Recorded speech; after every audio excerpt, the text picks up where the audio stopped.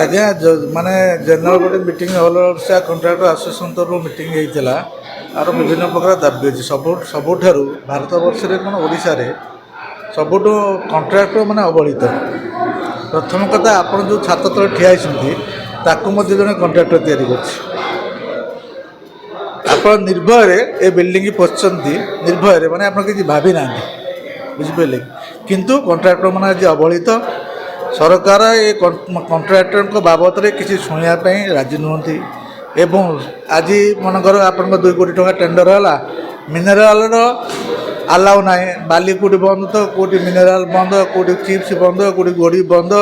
Contractor ମାନେ ଏଇଭଳିଆ ଅବହେଳିତ ଅବସ୍ଥାରେ ଅଛନ୍ତି। ବିଭାଗରୁ ଅବହେଳା କାହିଁକି? ମୁଁ ଜଗତସିଂହପୁର କଥା କହୁଛି। ଜଗତସିଂହପୁର କୁଜଙ୍ଗ ରାହାମା କୁଜଙ୍ଗ ସବ୍ ଡିଭିଜନ ଅଣ୍ଡରରେ ଯେଉଁ ଟେଣ୍ଡର ମାନଙ୍କ ହେଇଛି, ସେଠୁ ଯେଉଁ ଏଷ୍ଟିମେଟ୍ କରାଯାଇଛି ବାଲିଘାଟର, ସେ ବାଲିଘାଟ ଗଭର୍ଣ୍ଣମେଣ୍ଟ ସିଜ୍ କରିଛି। ତ କଣ୍ଟ୍ରାକ୍ଟର କାମ କେମିତି କରିବ? ଯଦି ଇଓଟୁ ଲାଗିଗଲା, ଆଡ଼େ ଇଓଟିର ପେନାଲ୍ଟି କଣ୍ଟ୍ରାକ୍ଟ ଦେବାକୁ ବାଧ୍ୟ ଆଜ୍ ପର୍ ଡିଟିସନ୍ କ୍ଲଜ୍ ଅନୁସାରେ। ବହୁତ ଥର ଅବଗତ କରାଯାଉଛି, ଆସୋସିଏସନ୍ ତରଫରୁ କରାଯାଉଛି।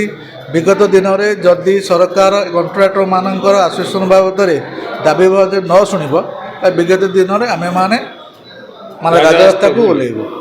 ବେନିଫିସିଆଲ ମିନେରାଲ ଆପଣ ଯେଉଁ 14% ଲେସ୍ କଣ୍ଟ୍ରାକ୍ଟର ମାନେ ନେଉଛନ୍ତି, ଠିକ୍ ସେ କାମ ହେଇପାରୁନି କାହିଁକି?